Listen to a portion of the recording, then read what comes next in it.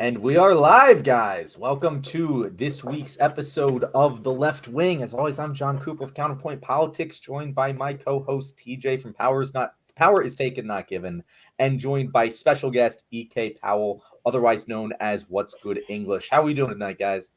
Doing fantastic. Doing good. Wasn't that wonderful? I actually started with an intro instead of us just chatting when it happens to go live. I figured that might be a better start for the show.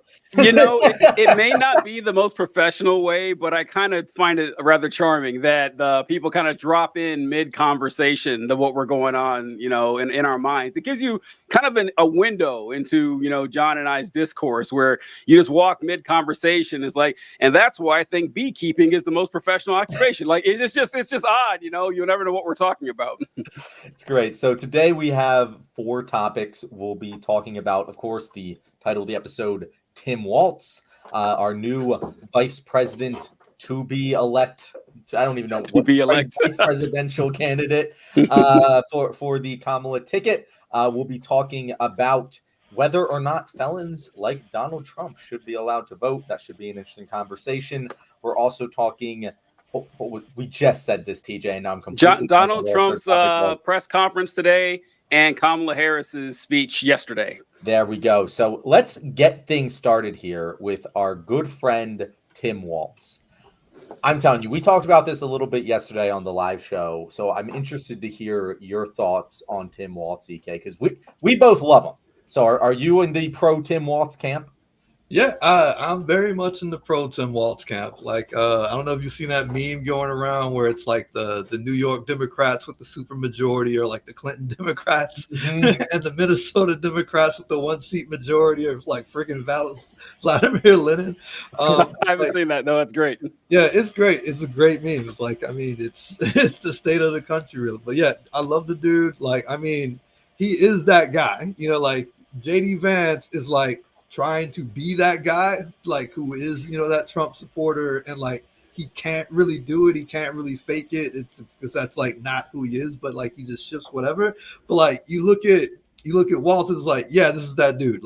This dude definitely was a social studies teacher that also, coached football, and is also just a really cool, awesome dude that you would probably want to have a beer with, which apparently is a qualification for president of the United States, and not any of the other shit. But one of the more progressive people I love, got kids, free breakfast and lunch, got people, was it the paid family leave, paid sick leave, and all that. Got free college or free community college, under 60K or something like that. So yeah, I love this dude. Please make somebody like this president. And I like that it's not somebody in the center, somebody that's talking about super compromise, reach across the aisle, all that stuff. I think it's bullshit, because we always hear the Republicans are going to do this, they're going to do that, they're going to put in their entire agenda, and we have to do something to stop them. But then when it's Democrats running, it's oh, well, you got to work with those people. How come we got to work with you when y'all are just going to run full speed ahead, all gas, no brakes, right through every single wall? So yeah, I love that we have somebody that is legitimately on some real policies to help people out, and it's pretty charismatic when he's time for him to speak. Yeah, I love that Republicans have been attacking him as this far left radical, mostly not because of really anything he's done, but because people like us like him. And so they're oh, well, if the far left dudes over on the left wing, I'm sure they're listening to the show, are pro Tim Walz, then he must be some crazy socialist. And it's no, he's not at all. If we had our choice, there would be someone else in that position. But we recognize that Tim Walz gets the things that liberal moderates claim to want done, and that's why we like him. The things that he has done that you just mentioned, things like giving universal free school lunch to children, things like paid paternal leave, things like free community college. These are all policies, they're obviously on the left of the spectrum, but I don't think any reasonable person would call them radical far left socialist policies. They're the policies that your average everyday liberal probably supports, but New York Democrats just don't get done, and he managed to do it. Not only did he manage to do it, but he managed to do it with a 1-vote majority, which you might as well just like slap Joe Biden across the face and be like, hey, this is what you could have done with the supermajority. You didn't have supermajority, but with the trifecta, instead of listening to the parliamentarian, you could have just gotten this shit done like Tim Walz did. And that's why we love him. Not because he's some far left socialist radical. That would be pretty freaking cool. But he's not that. TJ, what were your thoughts? I know we talked a lot about it yesterday, but what were your thoughts on this? Yeah, I think that what works really well about Tim Walz is that, like you guys were saying, he doesn't fit the mold of what people assume someone we like would appear as. And the the issue that we mentioned on yesterday's show was that a lot of times people on the left kind of speak in these, esoteric and academic terms. That's like your one type of lefty, like your annoying and obnoxious nerd. And then you have the, your agent provocateur, someone who's just out there. We need to burn everything down. We need to attack everything. And, we're quoting all of the rhetoric and all of the stuff we have to study. And it doesn't really hit well with a lot of people if you don't speak like them. Like, say what you want about, people like George W. Bush. He spoke. It's funny that people made fun of George W. Bush for how stupid he was and comparing him to half the Republicans who are in office today. I mean, he sounds like Charles Xavier compared to these people. And it's just like, it's wild that it's fallen that far from George W. Bush. Now, I mean, not saying he's a good guy. I'm not one of those folks, but it is kind of weird. But Tim Walz goes against like the cynicism that is prevalent in our movement. And yesterday we were talking about, you can't build a lot of progress if everybody is eternally cynical. And he was a military guy too, which it's funny comparing him to JD Vance. Like you were I think it was CK. I'll talk about how EK about JD Vance and how he's looking. And JD Vance is what Tim Walz is what JD Vance wishes he was. And you can see that when he's attacking like his military record and stuff like that, saying, I answered the call to go to combat or whatever. And I'm not the type of person to disparage anyone's military service because, there's enough of that going around. But hey, JD Vance started it.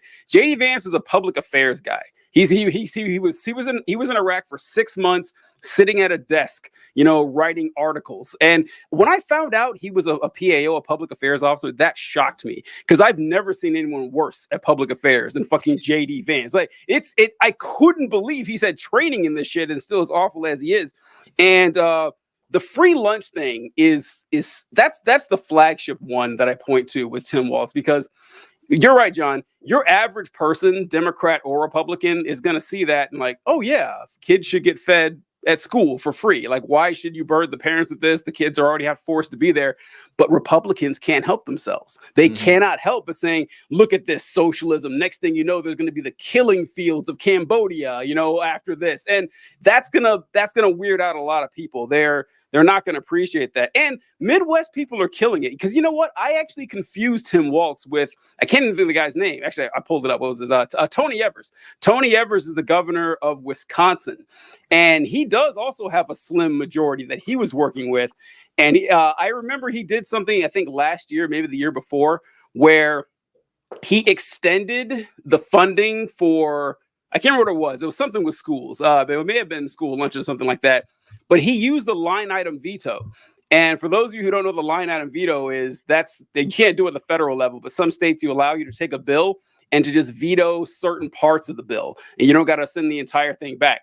What he did was veto individual letters. So it was like the bill said that like whatever was school lunch will be paid or free college will be paid up until, 2025, and he just cut out a whole bunch of letters and extended it for like 50 more years. I love that shit. Like, this is something Republicans would do. It's about time we start doing shit like this to make the world a better place. That's my opinion on it. Okay, that one goes a little bit too far. Right? Like I Why think that's not, cool. right? That's cool, but I do think that shouldn't be a thing politicians It are allowed shouldn't, to do. but That since it reminds me, is, I played a Dungeons and Dragons game that had like a magical artifact that worked like that. We could change the letters of any spell, and it got utterly insane. And if we actually like governed the whole country, where the president can just change the letters of any bill and put it into law, I don't think that will result in a better country. But I'm glad this guy did it in this case. hold on. So I agree that I think that, yeah, you shouldn't have the power to do it. But as long as you do, it's kind of your responsibility to make the world a better place here. So let me see if I can get this going. So, yeah, Wisconsin's governor bested the GOP in secured education funding for 400 years. Let me see. Tony Evers made key changes to the state budget passed by the Republican-controlled legislature, slashing GOP tax cuts, guaranteeing 402 years education. Evers made full use of this power when changing a phrase that increased funding from 2023 to 24 to 2023 to 24-25 school years by vetoing parts of that sentence on Wednesday. Evers signed the $99 billion budget, which will span the next 2 years, into law. And then you can see what he took out. He took out these individual words and the numbers 2 and 0, and got 400 years of education funding. That's hilarious. Listen, because the Republicans play these stupid fucking games all the time to make the world worse. So as long as they're gonna, they would pull this bullshit to bring back child labor. So go for it. That's what I say. I don't know. I mean, they've already done it with like abortion. Like I forget exactly which state it was, but there was a state that like just reinstituted an anti-abortion law that was put in place before women could vote. And they were just like, yeah, now that Arizona's gone, this law is in effect. And it's like, bro, come on. That's ridiculous. Yeah. I will say another thing, like, for one, it's extremely hard to campaign against like giving children like free food for breakfast and lunch. Like, it's really hard to campaign like against feeding children that would otherwise starve. But like also these things, like once you give people a benefit, like, and they actually have benefited from it, like for a little bit, even if they don't use it to the full extent, it is extremely difficult to take that away. Like, even when the opposition gets in office, they're going to find that their own constituents that would traditionally turn out and vote for them and elect them for whatever weird politics they want to have, like, still want all the other benefits that they used to get, like Social Security, for example. People fought so hard against Social Security because they knew once that came into effect, it would be like prying teeth. It would be like pulling teeth. You would never get it back. Trump has done a good job of tricking his constituents into thinking that he's not going to try to take away their Social Security. But like, if you outright said, yeah, we're going to take away Social Security, no one would ever vote for you. All of those people traditionally turning out Republican would never vote for that Republican that just straight up said they were going to take away the Social Security. So like, pass the law, like do what you can, get rid of the damn filibuster and give people health care, or get people, some housing benefits, some child tax credits, feed people, make stuff like free or way less burdensome for people, give people the benefit, and then watch everybody else try to scramble to take it away. And it's not going to happen. It's going to be ingrained. Like when Trump was in office, he did everything he possibly could to get rid of Obamacare, and it's still here. And if you ask like a lot of the diehard Trump people, hey, what do you think about the Affordable Care Act? Or you just straight up say, what do you think about Obamacare? Like, they might begrudgingly say that, they wish there was something else, but they use it. They like it. They don't want it to go away. I remember years ago, I had a coworker who she had two insurance policies. She had the insurance policy from the job that we had, and she had a private insurance policy on top of that because she had like some chronic illnesses and stuff like that. And like eventually her policy for the job would cap out, and it was a good insurance policy, but like it would cap out how much it would pay. And then that's why she was paying for the second insurance policy to kick in and pay everything else on top of that. And like, because of the Affordable Care Act, that is not a thing anymore. That is a situation which cannot happen. Like, and people know that, they understand that, and they don't want that to go away. So it's like, when you get these people campaigning against something that they're benefiting from, it is so hard to take that away. So give the people the damn benefits and run people that are actually going to try to get those benefits into people's hands. Like, for real, give people those benefits. I'm glad you brought up Obamacare, because the thing that a lot of people forget about Obamacare is that the title, like the Obamacare, that name was an attack from Republicans. Republicans came up with the term Obamacare, using it to attack Obama, like, oh, Obama did this terrible thing, it's Obamacare. And then people liked it, and Obama was just like, yeah, fuck it, guys, it's Obamacare, thank you. And that's exactly what I see happening with Tim Walz. I saw a tweet from the GOP today, or it was yesterday, and it was this quote: "One person's socialism is another person's neighborliness." Tim Walz. And I was just like, that's a good thing, guys. I would like you to continue advertising that Tim Walz said one person's socialism is another person's neighborliness, because that made me like him a hell of a lot more.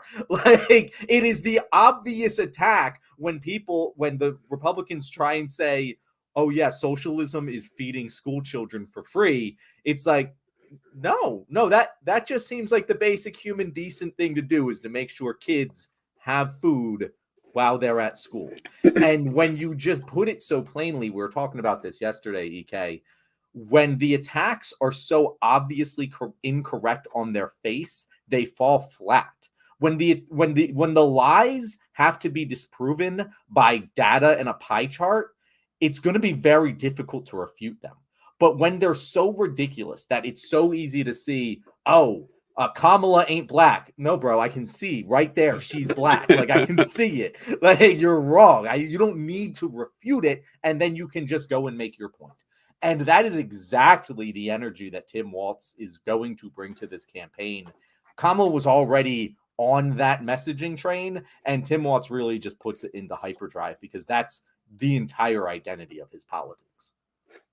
Yeah, it's great to see. And what's great also about the Tim Walz thing is the choice was so great, because it could have been someone else. Like, we were not. It could have gone either way. That John and I have been talking about how things have been going a little too well. We'll get to a misstep eventually, but things were going a little bit too well that we're just waiting for someone to drop the ball. And I was sure that, okay, they'll probably fuck up the vice president pick, and they didn't. And not only was he right as far as his policy and his affectation, whatever, he didn't miss a step when he was introduced to the nation. He comes out there, he does a JD Vance joke. He has all these statements that are folksy and relatable to people. And I don't know, it's going to go. I mean, he said he can't wait to debate JD Vance. I can't wait to see that either. That would be a fantastic. Did you see JD Vance walking up to Air Force Two? Did you guys see that video? Oh my God, yeah, that was brutal. Yeah, it's no competition between those two, and we'll be looking at a Trump video later on in the episode. He thought he looked cool, TJ. He thought he did. Cool. He did. It was really embarrassing, and he thought he looked cool. Oh God, JD Vance has never been cool a day in his life. You can just tell. He's always been a fucking nerd, and he was a nerd who went to an Ivy League school after he got out of the military, got paid by these corporations to represent their interests, and then shit on his hometown. I imagine JD Vance has no friends, and so he's finally in a spotlight now. But you can take I was going to say this, you can take the nerd out of the boy, but you can't. That doesn't work in this. But he's just a nerd. He just always will be, and he'll never be cool no matter how hard he tries. And I am here for it. I love to see it. I'm glad you used that nerd term, TJ, because I want to make it clear, when TJ says nerd in this derogatory fashion, he doesn't mean like nerd like all three of us are nerds. EK's here is wearing a classic X-Men t-shirt. TJ's constantly got the Marvel shit in the back. I myself, I just brought up Dungeons and Dragons on this very stream. Like, we're all nerds. We own that we're nerds. We like that we're nerds. When we call JD Vance a nerd, it's derogatory because he thinks it's derogatory. He thinks being a nerd is bad. He thinks looks so cool with his army of white dudes in suits walking up to Air Force Two like they're entitled to talk to the vice president of the United States because they're on the same tarmac. He thinks that's cool and nerds are losers, and that's what makes him a fucking nerd in a derogatory sense, which is exactly why the weird allegations don't work both ways like Republicans think they do. Because the things that when we say you're weird, they're like, yeah, well, you will have like blue hair and shit. It's like, yeah, we don't care that they have blue hair. Like they do that because they're comfortable having blue hair. You're weird and you don't want to be weird. They want to be weird that way. You don't want to be seen the way we see you. And that's why this attack works. Agree. Like it. I wanted to tack on to that with the nerd and cool thing. Yeah, so yeah, I meant nerd as in not cool in that sense, that JD Vance wants to be this suave guy who walks in with a commanding presence, and he'll never have 1/10 the riz as Donald Trump. He can't get there. He doesn't have it with him. What was also great about him walking up to Air Force Two was that it was surrounded by all these reporters that were waiting to talk to Kamala Harris. And he thought the reporters would talk to him too, and they didn't. They just kind of looked at him. They just kind of stared at him, and he says, "Well, you know, I figure since Vice President Harris, well, first he tried to make a joke. He's like, well, I thought I'd come visit my plane that I'll have pretty soon. It's not my plane yet, but anyway, I figure since Kamala Harris won't talk to you guys, that maybe you'd want to talk to me." It was like, whoo, boy, it was painful to watch, and I love the fact that we're going to see several more months of this cringe. I can't get enough of that. And he'll just quit, TJ. I wonder if he'll get bullied enough that he just quits. Yeah, I'd love to see that. One thing I wanted to add too, John, I gotta when you talked about Obamacare, you're 100% right that they called it Obamacare to like saddle it on him and make fun of him. It's something they did before. Now you wouldn't remember this, but I don't know if you read about it. They did it to Hillary Clinton first. So back in the 90s, really?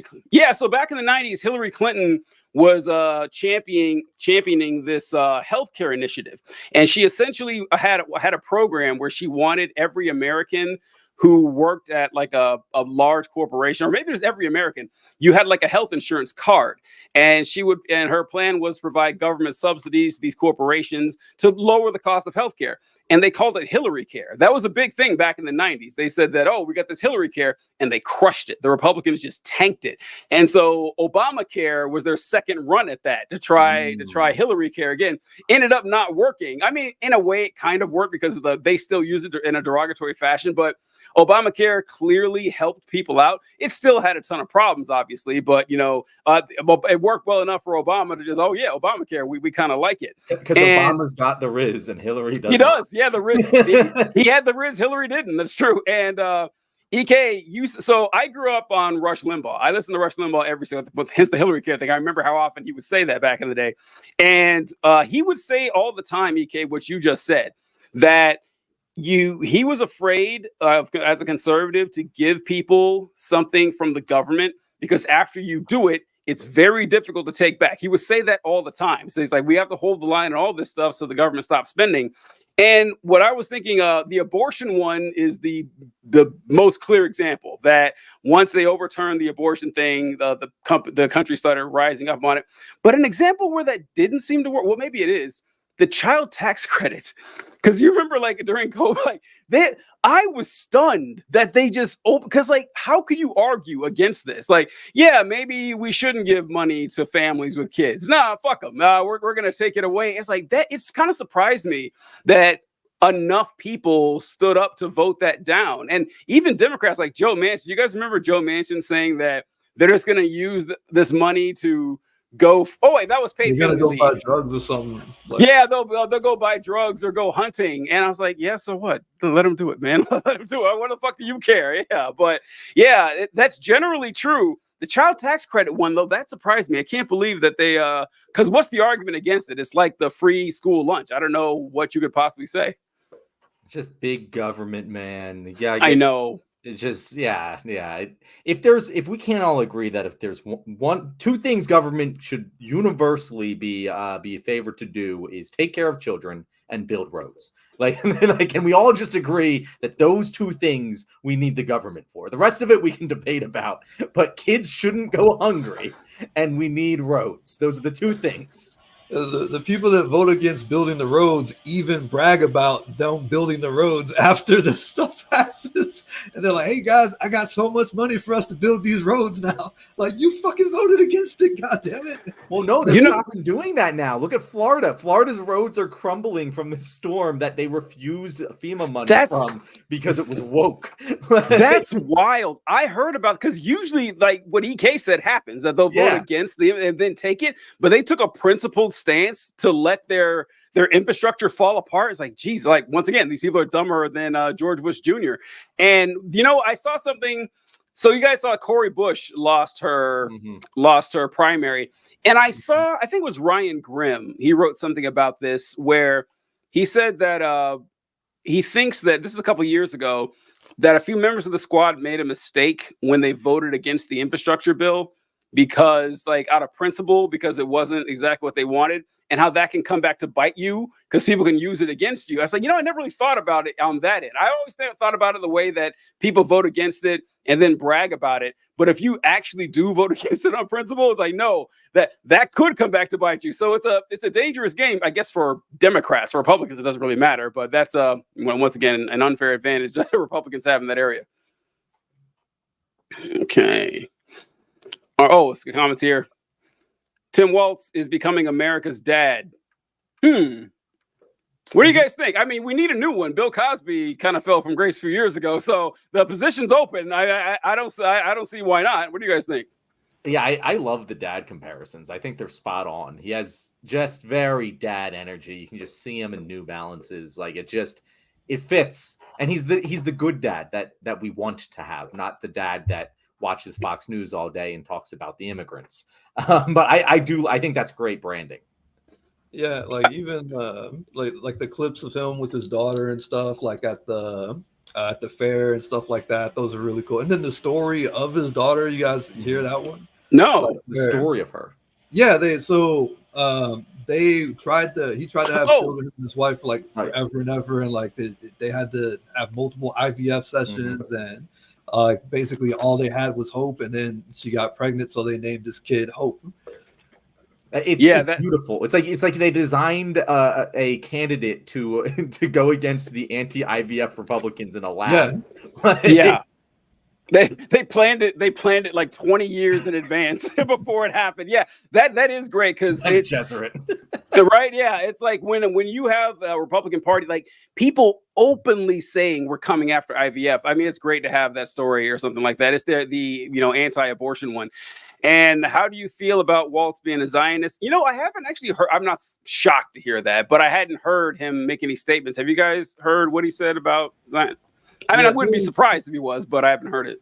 There's something that happened recently. Like I heard about it either today or yesterday, where like there was some Palestinian families that were supposed to go and talk to him, and he declined the meeting because like he was all right with meeting with them and everything. And they're alleging that when he found out that they weren't basically just going to be there to trauma dump on him, but that they were actually there because they wanted to talk about divestment and what actions he will actually do. Like his team like basically canceled the meeting on them, which is a shame. Like it was something I was going to bring up as well, because I mean this has been going on for so long. What 9 months now? I think we're at 9-10 months, something like that. Yeah, and like Palestinians need your sympathy. They need you to listen to them. They need a lot of stuff, but like they need your action more than anything else. So with that, it is kind of disappointing. I wouldn't like push him into the Zionist category. A Zionist wouldn't have taken the meeting. Wouldn't have let the trauma dump even happen. Like I think for right now, especially everything that I used to say about back when Biden was running about Biden is still true now. Like it's not a purity test to try to force concessions from the people who are trying to get your vote. After all, they have to earn your vote. I think, the party has taken a great step with, going with Kamala. I think she's a much better candidate than Biden would have been or ever would have been. I think Walz is an excellent VP choice, but like still you got to stay on them. You got to make sure shit like this doesn't happen. And Like the Palestinians deserve like people that will actually like do something more than lip service. Yeah, I agree with that. And as Aceraptus, definitely stick around because our fourth topic is very closely related to that. So if you have the patience to stick around until our last topic here, we will definitely be going in depth about that particular point. But for now, let's get to our second topic, which I totally said the order for earlier. I should have really written it down. Well, yeah, so Oh, the we're gonna felons. talk. Yeah. Well, we're gonna do the felons third. We'll okay. Bleed into that one because I want to start with Donald Trump did a he called for not a press conference, but what did he say? A general news conference, I think is what he called it. And I saw some clips from it, and I wanted to kind of go over it with everyone because Donald Trump, I don't know if you guys have noticed, he hasn't been campaigning for the last week and a half or so. And I had heard a lot of people talking about how we're seeing a lot of JD Vance, unfortunately. Fortunately, because it's comedy gold, but no one's really seen Trump lately. And it seems like Trump he just got dumped by his girlfriend. Ever since Joe Biden dropped out, he has just been, crestfallen. And John, actually, you know what? I just thought about this. But yesterday we were looking for this quote here or this post that Donald Trump made. And he wrote this yesterday. He's like, what are the chances that crooked Joe Biden, the worst president in the history of the United States, whose presidency was unconstitutionally stolen from him by Kamala, Barack Hussein Obama, crazy Nancy Pelosi, shifty Adam Schiff, crying Chuck Schumer, and others on the lunatic left, crashes the Democrat National Convention and tries to take back the nomination, beginning with challenging me to another debate. He feels that he made a historically tragic mistake by handing over the United States presidency, a coup, to the people in the world he most hates, and he wants it back now.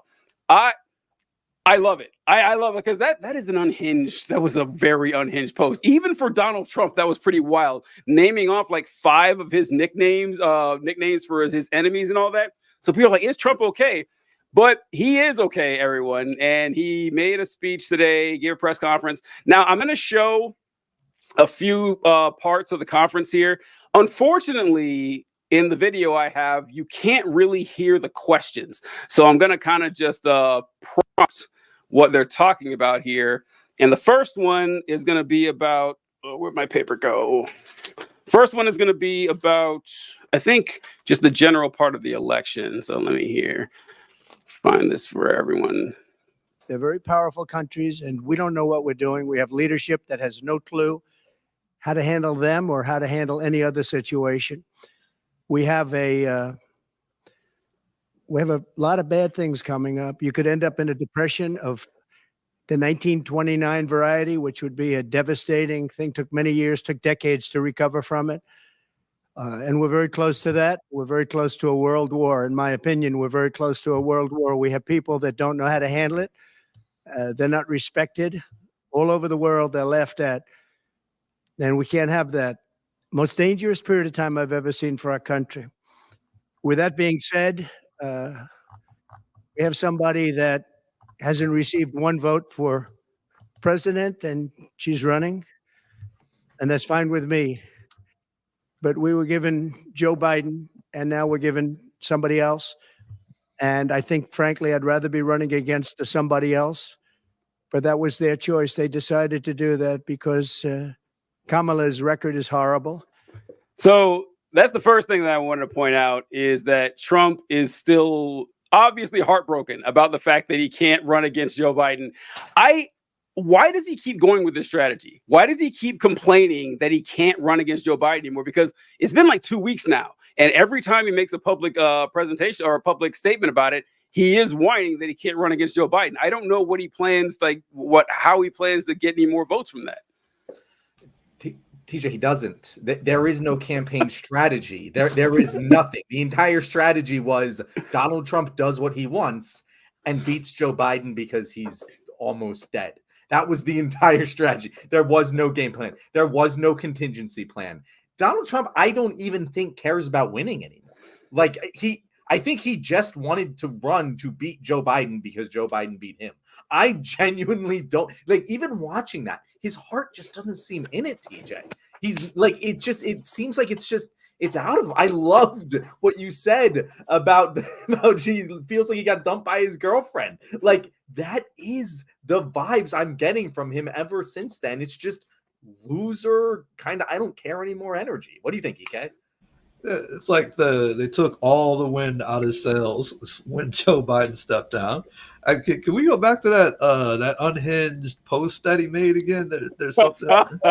I X'd out of it, yeah, so I don't have it up on here. But TJ, come on, like the presidency was stolen from Joe Biden. So like, is he now admitting that Joe Biden won? Like, yeah, like the presidency can't be stolen from Joe Biden if he wasn't really if he didn't actually win the presidency. So, but yeah, it's pathetic, man. Like it's like, dude, where's the charisma? Like, where is the riz of the man who was like just riffing at the Republican National Convention for 90 minutes straight? Like, 20 minutes of it was like, oh shit, this might actually be a different tone. And then an additional like bonus 90 minutes of, oh no, it's still him. Like, it's still all of the bullshit. That man is gone now. Look, go ahead, John. Sorry. Well, I wonder if it's the narrative that we're placing on it right now, or genuinely he's going through something physically. Because like he did have an attempt on his life, which is traumatizing. Like he was centimeters from death, and he's very old, and he might just also be fucking like he was falling asleep at his courtroom appearances. He's falling asleep at the RNC. He just might also be old, and we didn't quite notice it as much because Biden was like a walking corpse. Yeah, but like he has less campaign appearances than you would expect from a candidate. He might who's losing right now. Losing, I think part of it's incompetence. I also think part of it he's just old. Yeah, and he can't do it anymore. Look, I had that written down. I'm so glad you guys brought that up, because watching these clips, that was what was running through my mind as well. It's like, yo, this guy doesn't have it. I mean, Donald Trump was always a charismatic and fun person, especially to his audience. You could tell his energy was there, but his heart just doesn't seem to be in it anymore. Like it seems like he has this, he's making the same speech every time, every day for the last 8 years, whatever. But it goes there, he's just running. You'll see the next couple clips I have. He's running through the motions or whatever, says a few things that are interesting, but you know how some people are just good at flirting? Some people are just born with like the flirting gene. And these guys, they flirt. My dad is like this. So my dad is a world-class gold medal flirter. And so he flirts when he's not trying. It's just his natural state. Like my dad rizzes for the love of the game. He doesn't have a goal in mind. This is just how he is. Just a dog chasing cars. Exactly. It's just and that's kind of how Trump is with like his appearance and shit. And it's evaporated. There's just nothing. He's like a shell of his former self. And I think a lot of it was hidden because his opponent was falling apart and aging even faster than he was. But now that he's against someone who's 20 years younger and not insane, you can really tell on this. What do we have here? Heather says, Trump dumped by his girlfriend. I love the idea of Trump and Biden dating. They can hold hands in the nursing home while they wait for their coffee and Little Debbie's in the afternoon. And oh my God, wow, he does sound like a Jedi boyfriend. Yeah, he really does. Like he won't shut up about it. He will not shut up about how much he misses Joe Biden. And it's a little gay. I'm not gonna just say it. It just seems that way to me. I just want to put it out there. It's like from Kill Bill Volume 2, which is like, which R do you feel, relief or regret? This motherfucker feels regret. He wanted to be the one to take Biden out. He do, yeah. All right, so this one right here, what I got the 31-minute mark. This is actually I forgot what this was. Let me see what this is. Surprise us both. I think the abortion issue. I wonder if we got the same one. Okay, let me see.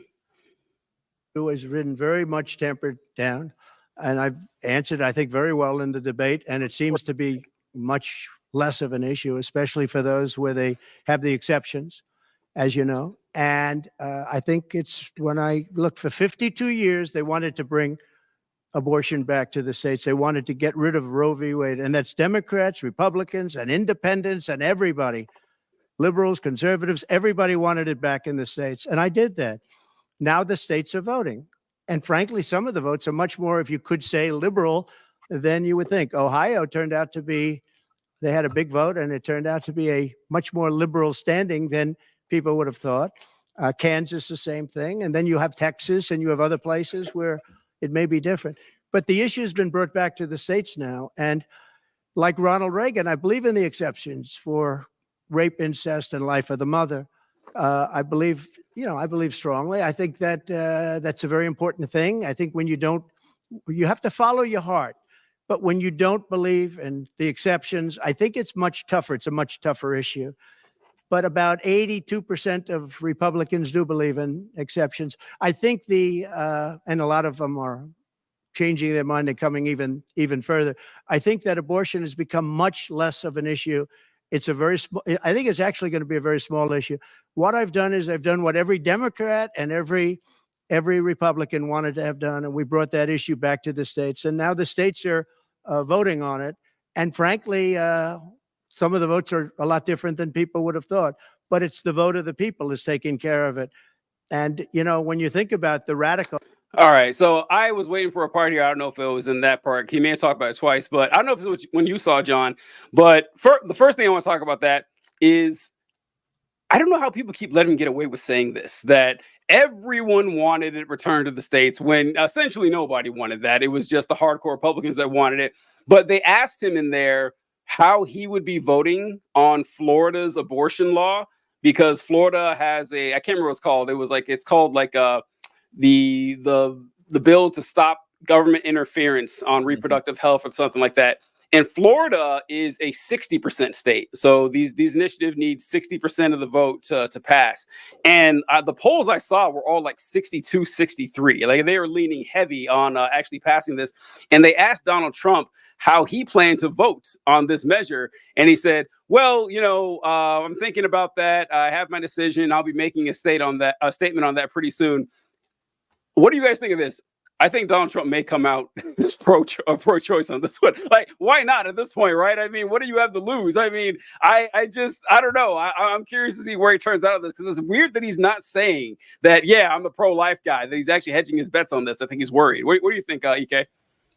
So we said like 52 years ago, they wanted to bring it back to the states. 52 years ago, a conservative Supreme Court is the one that initiated Roe v. Wade, that had the Roe v. Wade ruling.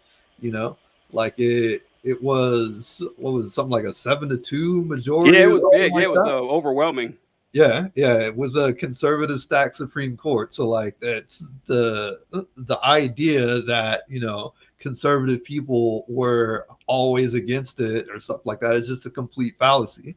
It was a very small contingent of people who, to their credit, worked very hard for 50-something years and, made it an issue within their party where it completely changed the landscape of who could actually run and be elected as a Republican, like the type of grassroots organizing I wish we could see on the left, if I'm being honest.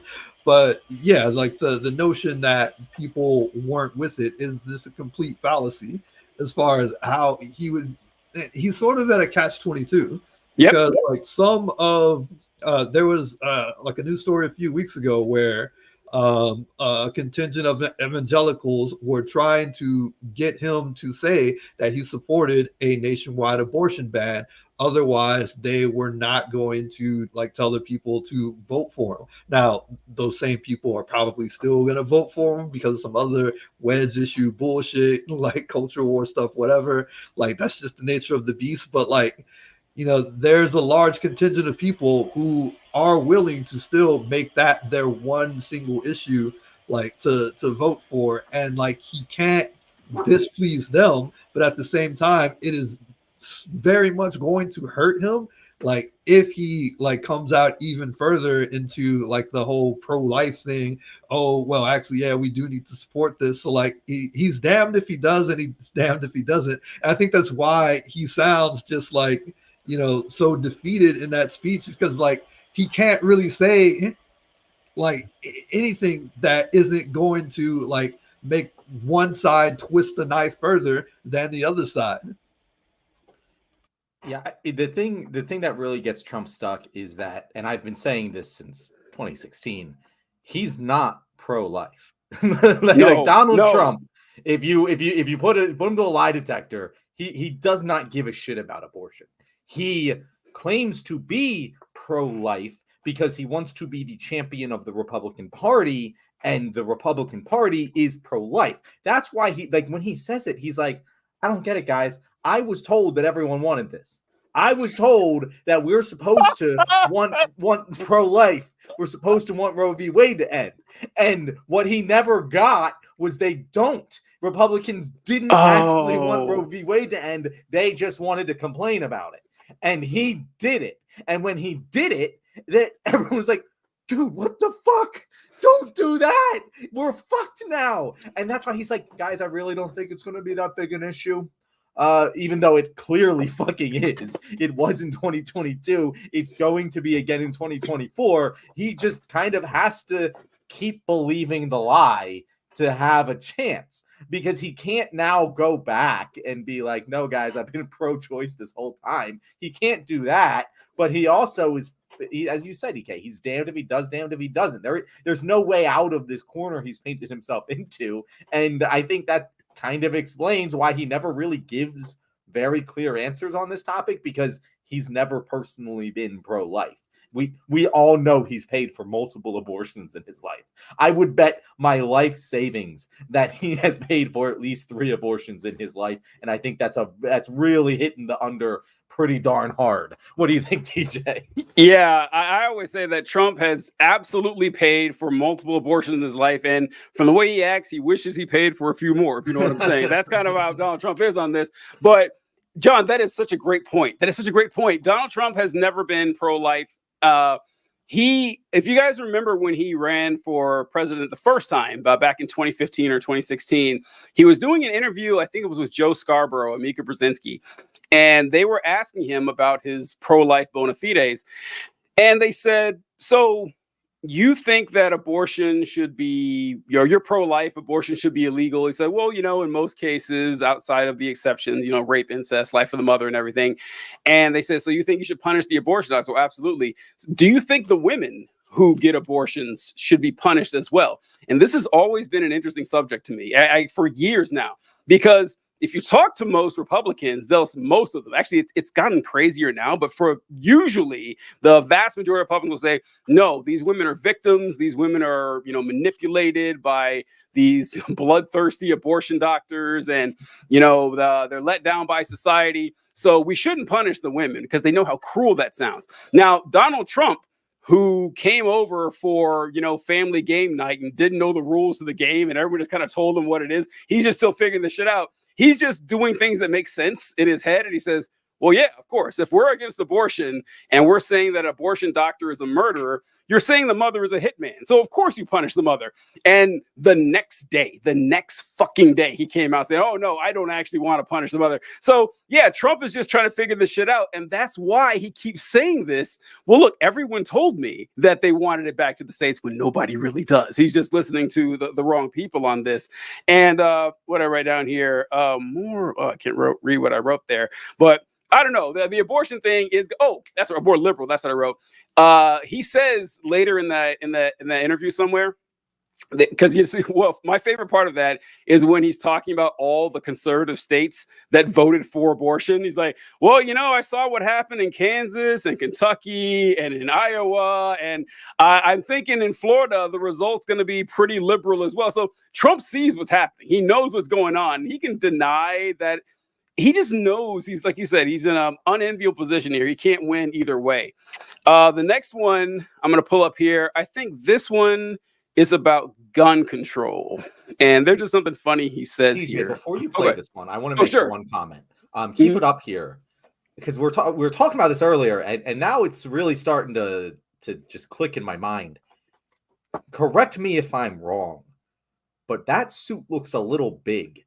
He looks like he's lost significant weight. Yes, I agree. I noticed that too. Like earlier today, I say, because Well, you know why I noticed it? Because yesterday we were talking about the only compliment I can give to JD Vance is his tailor is doing an amazing job. Like his suits are cut very well. Like Barber fucked, but his tailor very, very good. Taylor, yeah, it's and Trump's suits have never fit him well. They always do like this ridiculous thing where the tie is too long and the jacket is all weird, but it does look a little worse. And I noticed it, I think, when did you guys see that Donald Trump was interviewed by Aiden Ross the other day? Yeah. I don't know if you guys saw that.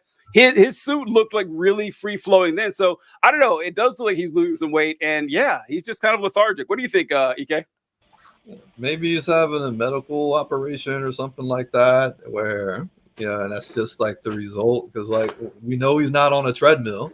Well, no, he's got to stay in shape for his like 14th consecutive club championship. EK, did you see he hit back on par fours?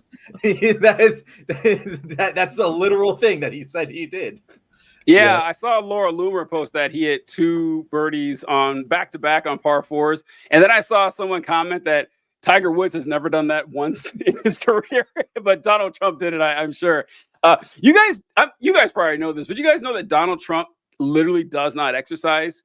He's philosophically against it. He thinks that exercise kills you, that the human body is like a battery with a limited amount of energy you can expend, and once you use up all of your energy, you die. And so that's why he doesn't exercise. I don't know if you guys ever heard that, but that's a thing for Donald Trump. That checks out. I believe it's just like 80 minutes story. I don't need to hear any confirmation. I'm just gonna. All right. I think this question's about gun control. Let me see. Look, if you take away guns, she wants to take away everyone's gun. If you take away guns, can't do it. Another thing, I don't know how they keep getting away with saying. I mean, I've had these gun control arguments going back for years, just like the rest of you. And Democrats have been in power multiple times in the presidency, in the legislature, in the Supreme Court. There's entire states controlled top to bottom, all 3 branches by Democrats. You can buy a gun in every single one of them. Every single one of them. And I don't know how they keep getting away with saying this thing. The Democrats want to take away all your guns. I just don't get it. Because people need the guns for protection. Now, entertainment, they wanted, hunting, they would, different things. But they need weapons for protection in this country. People live out in the woods and they're not going to have a gun. If you look at some countries, I don't want to get them in trouble, but some countries have actually gone the opposite way. They had very strong gun laws, and now they have gone the opposite way, where they allowed people to have guns, where in one case they encouraged people to go out and get guns, and crime is down 29%. And remember this, what is the toughest gun law in the United States? Chicago. On July 4th, 117 people were shot and 17 died. The toughest gun laws in the United States are in the city of Chicago. You know that. They had 117 people shot. Afghanistan does not have that. All right. I'll go to you first, John. What are your thoughts on this brilliant observation that Donald Trump has made about our gun control laws in the United States? So I'm trying to look up the statistic right now. Yeah. The 60% of the firearms in Chicago come from out of state, which is this is an argument that Republicans use all the time, and it's like, yeah, because this has to. It actually, if you actually think it through, it defeats the point they're trying to make. Because the reason that there's gun violence in Chicago is because more than half the guns come from outside of Chicago, and that's the problem, is that we don't have federal gun control. So even in areas where we have strong gun control, they still have gun problems because there's so many fucking guns. And I'm someone who I'm not a huge gun control is a large priority for me. I think there are a lot of ways to reduce gun violence that don't necessarily involve full-on gun bans. While I would be fine to support one, I just don't think it's electorally viable, which is why Democrats will never fucking do it. But like, yeah, it's a bullshit argument. And I think, to bring up Tim Walz, when Kamala introduced him, one of the big things she hit on was Tim Walz He's the best shot in Congress. You know, like they already kind of have this one prepared to fight against here. I don't think guns are going to be a big issue in this election, but I don't know. They can keep harping on it. They don't got anything, so they might as well. EK, what are your thoughts?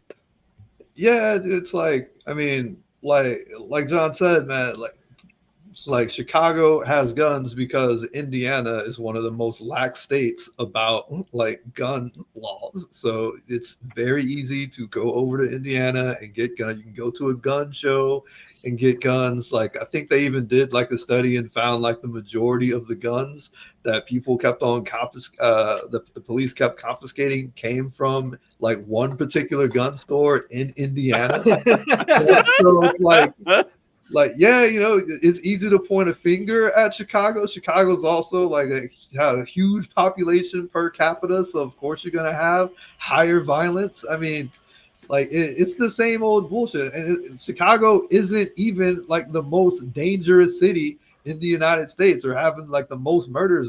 Actually, I think it's mostly red states that have like a higher gun violence per capita, if I recall correctly.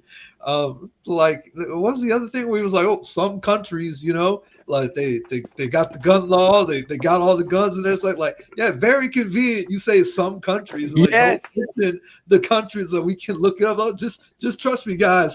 Some countries out there. It's like, what the country that like your friend who just bought an island made? It's like, oh, yeah, everybody here has an island. All 6 of us got guns. We all got multiple guns. And the violence went way down. Last year, one of us shot each other. This year, we didn't. Violence dropped by 33%. Yo, that is my favorite part of that clip, because what he says is, now, I don't. There's a country out there. I don't want to get any country in trouble, so I won't tell you who they are. But they encourage you to have firearms and are permitted.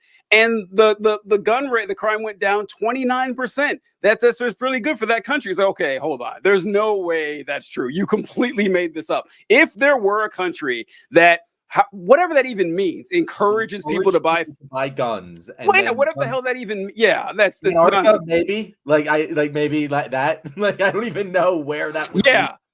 And what I remember hearing a lot years and years ago, I don't really hear it often anymore, but have you guys ever heard that Switzerland requires every male citizen to have a firearm, and their murder rate is, you know, extremely low? This is an argument that I used to hear all the time, like 10 years ago. I don't hear it much anymore, but I would always correct people on this, because what Switzerland's murder rate is rather low. And what they confused it with is that Switzerland has a involuntary conscription for like their military. Like, they have a military, which is odd for Switzerland, but you know, in service. And so when you're in the military, you're assigned a firearm, and you are allowed to keep it if you want. That's what the rule is. And most people don't. Like 80% of them don't keep it. And so it's a bullshit thing that people make up. That's the only thing I can think that he's talking about, because it sounds very familiar. Go ahead. I looked it up. I couldn't find any sort of fact check on him, but I think I know what it is. Where? I bet you it's Ukraine. Ukraine armed its population for obvious reasons. Mm-hmm. And you would imagine that crime statistics fell because you're in the middle of a war zone and you're not documenting as many crimes. Well, a bunch of men are shipped away too. A bunch of the men are gone. Yeah, that's going to lower. Yeah, that would make, like, that would track in my mind. It would also track why he didn't want to say what the country was. Yeah, it would. Yeah, it doesn't really fit into that. If I were to take a guess, someone told him that about Ukraine, and that's what he's referring to. I like that. I like it. And another thing I want to bring up. EK, I think, talked about both points that I wanted to mention here. But one thing you talked about, EK, was where'd it go?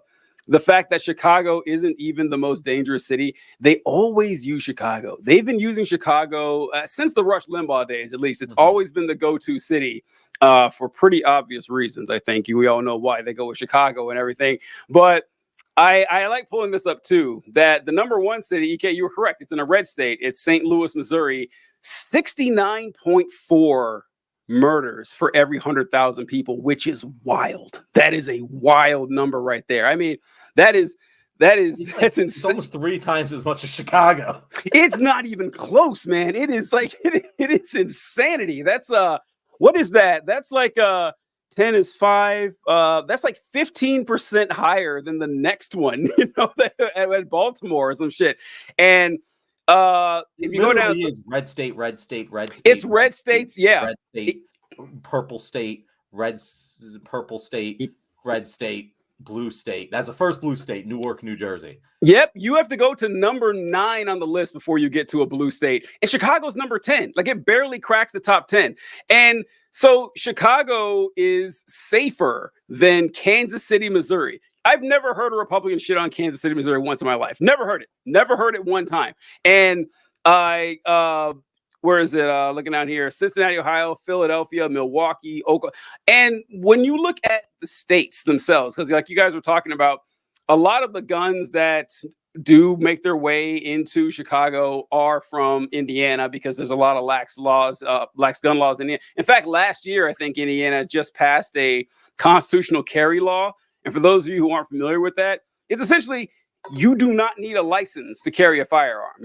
Anyone can have it at any time. And it was a weird situation because where I work, we end up fighting against the Republicans a lot for the initiatives that go in front of the General Assembly and everything. And a lot of the time, the cops aren't on our side. The cops are always, pushing the worst shit possible. Yeah, not with this one. The constitutional carry. They're like, fuck no, we do not want that. Right? The cops stumbled their way into a good position because it makes sense, right? If you're a law enforcement officer, it's your job to make sure that the place is safe. Do you think they want any random asshole to be able to carry a firearm without proving they know anything about it? Doesn't that make their job a lot more dangerous? Won't that make the cops more trigger happy? Like the cops made like great point after great point, and the Republicans in the end are like, nah, we're still gonna do it. Fuck the police on this one. That's what they're going with on that. So yeah, the gun control thing is always a while. And like, if you're right. It's not going to be a major issue in this election cycle, I don't believe. But just seeing how the Republicans are just, what was that one guy? I can't remember his name, but actually it was several Republicans that whenever there's a mass shooting, they wear like AK-47s on their lapels and shit like that. And someone brought up a great point that they didn't do that after Trump got shot. They oddly enough, that didn't happen. So there is a floor somewhere.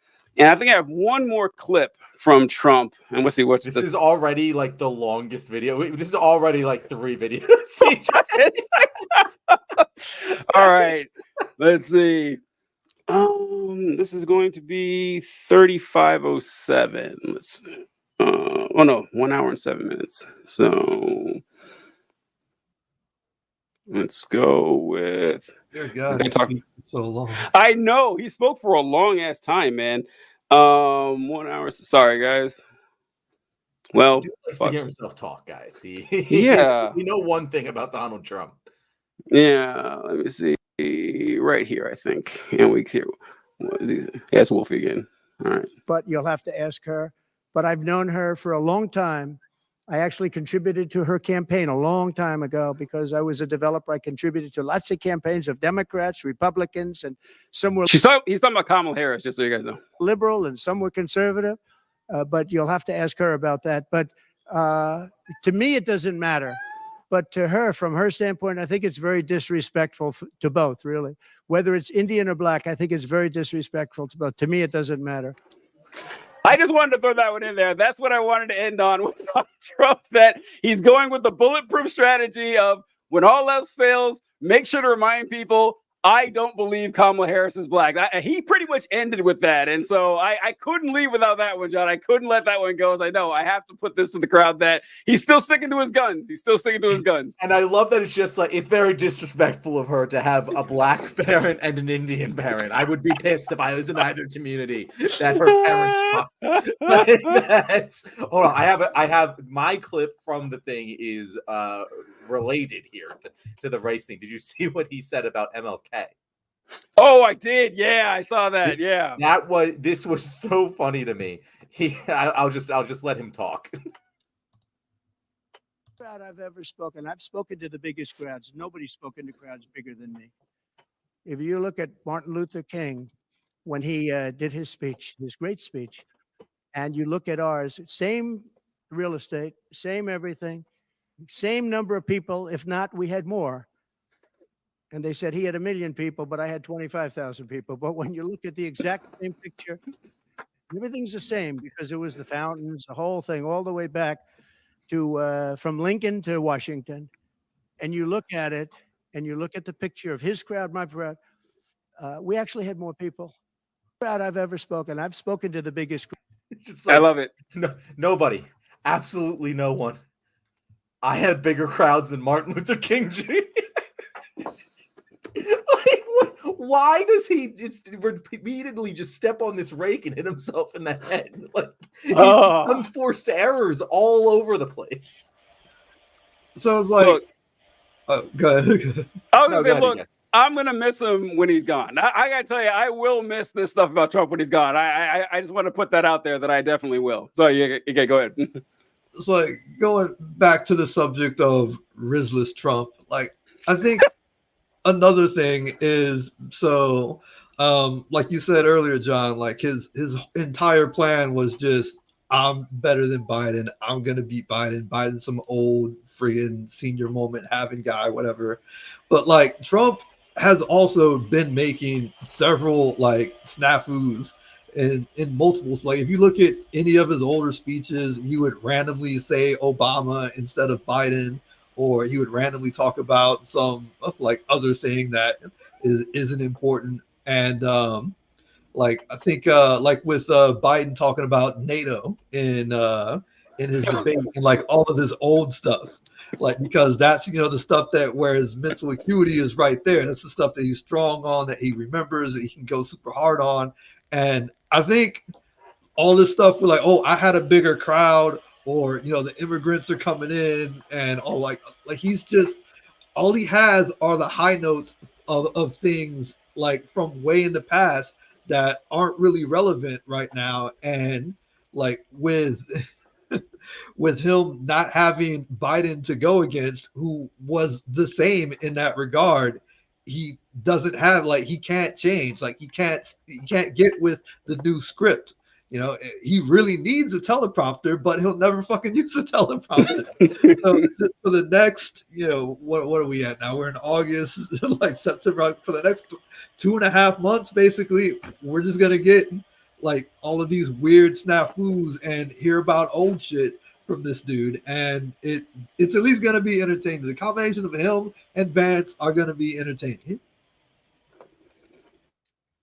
I love it. Now it's that Batman and Robin have been wait, on. That we started that at 32 minutes, so that was like a 40-minute episode. Hey, that's actually kind of perfect, because I think this next one could be kind of short. Okay. We can chop that one up into 220 or yeah. So before I get up into talk about his criticism of Walz, I don't like your username commenter here. I'm not a big fan. I gotta let you know, Agolf Twitler. That's not. It just seems uncomfortable to me. Even though you're on our side, apparently, it made me nervous to check out these comments. But it was so talking about Walz, a 24-year command sergeant major, a lifer who was given the medical discharge in 2002, but delayed to 2005 is not stolen valor. So. Well, just so you guys know, he's not criticizing us. Walz retired 24 years of service in the National Guard, not the Reserve, which are different, by the way, only to serve another 12 years in the Minnesota Congressman fighting for veterans. That is not stolen valor.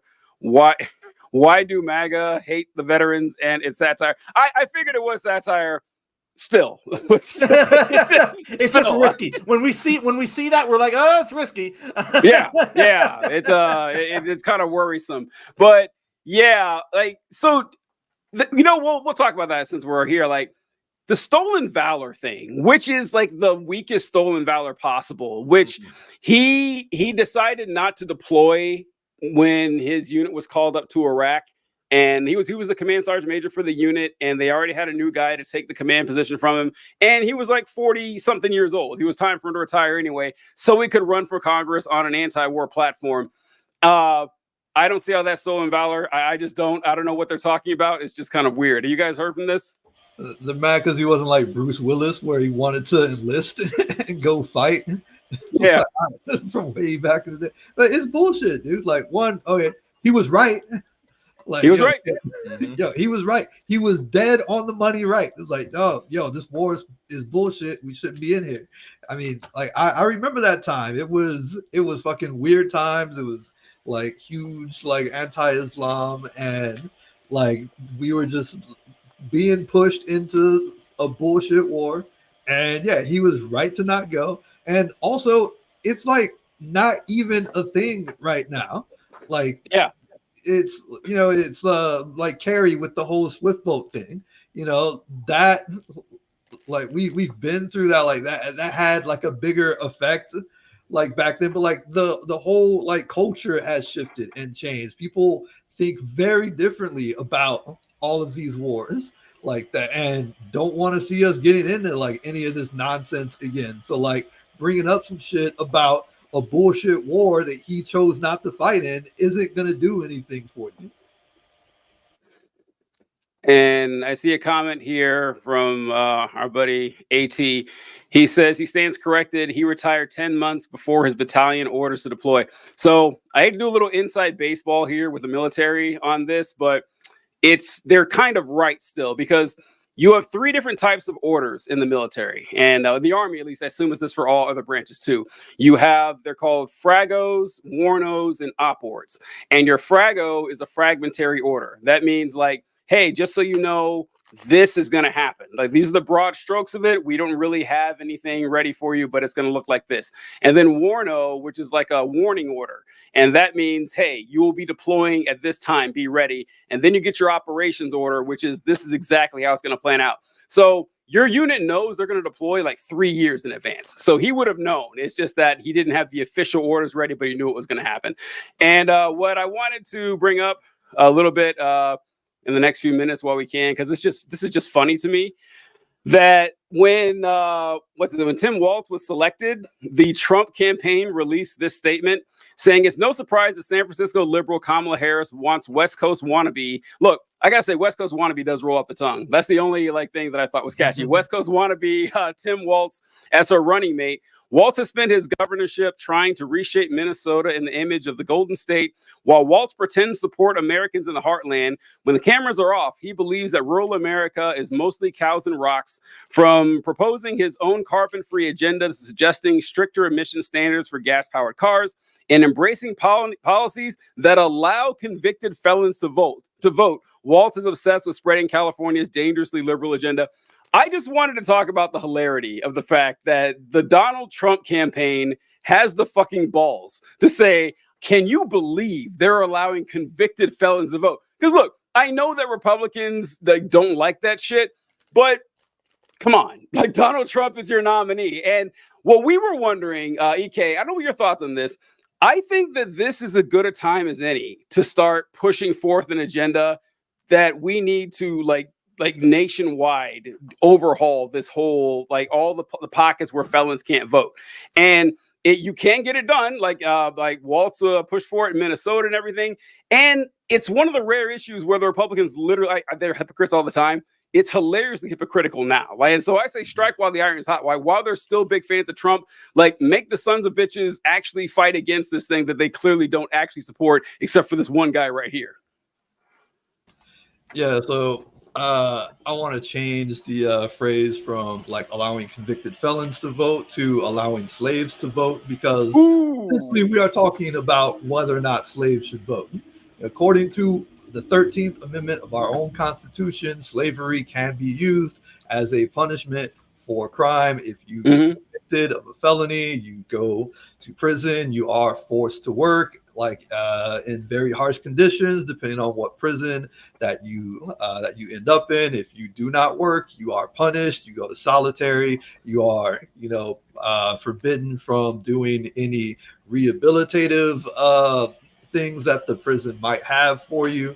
You're not able to like make whatever like money for commissary, or in some cases, like the people that are working don't get paid anyway. But like these people are slaves, like per the Constitution of the United States, these people are slaves. So should slaves be allowed to vote? Yes, absolutely. Why? Like for a number of reasons. Like number one, they are counted towards the census for like the different states that they reside in. You know, if you have a state like Texas who has more prisons and jails than they do colleges and universities. In fact, only 13 states of the 50 states have more colleges and universities than they do prisons and jails. Like I was in Washington State, we have more prisons and jails out here than we have colleges and universities, and we're a pretty blue state.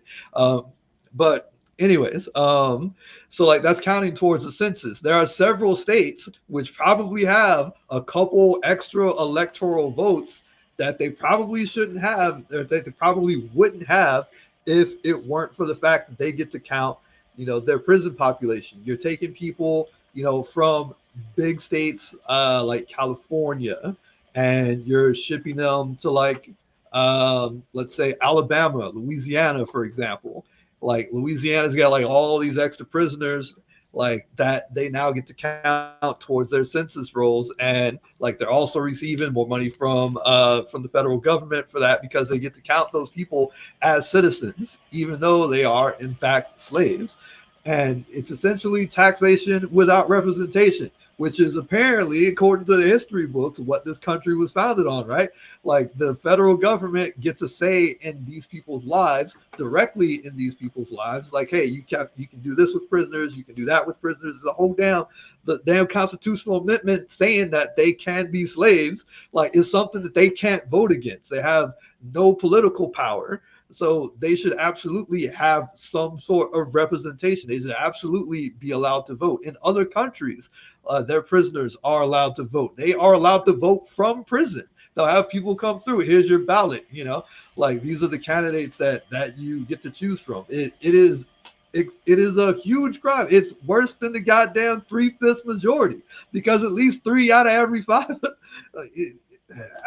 So yes, absolutely. Slaves should be allowed to vote 100%. Yo, John, do you remember last time EK was on and delivered like a banger, like 4-minute monologue? Do you remember that? He just did it again. Like yep. EK is just coming with the fire. I love it, man. And I'm glad you brought the 3/5 compromise. I was gonna say, it's like, this is the modern 3/5 compromise. You're right. It's perfect for this. Sorry, John, go ahead. No, it is. I don't have much to add. EK really just nailed that point by point. But I do want to say a couple things. One, this is something that from a very young age, I didn't understand the argument against, because if anyone should be allowed to vote, it is felons who have more government in their lives than anyone else. Like, if anyone should have a say about what the government does, it's the people who are most affected by the government, which is felons. And it's just a weird thing to me, where it's like, okay, even if you're like, when they're in prison, they can't vote as like punishment. I disagree, but at least I maybe kind of get it conceptually. But even once you're out of prison, they can't vote. That doesn't make any fucking sense to me. Like, what is the entire point of rehabilitation? Why let them out of prison in the first place if you don't think they should be able to vote? It just doesn't make any sense to me. It's completely antithetical to why we should have a justice system. If we just like strip people of their right to vote because they committed a crime. But also, it kind of speaks a lot to, and I feel like this isn't just a Republican thing. I feel like if you asked a lot of, liberal moderates this, they probably give the same telling response, where it's like, oh, well, yeah, I don't think felons should be allowed to vote, but it wouldn't make sense for Trump not to be allowed to vote. He isn't that kind of felon. Oh, and wow. That I really feel like in their heart of hearts, they don't understand the implications of what they're saying. But I think it's very true in that, yeah, it doesn't feel right that Donald Trump shouldn't be allowed to vote to them, but it also doesn't feel right that those felons should be allowed to vote. And, that they'll never really figure out why that is, but we all know why that is. Yeah.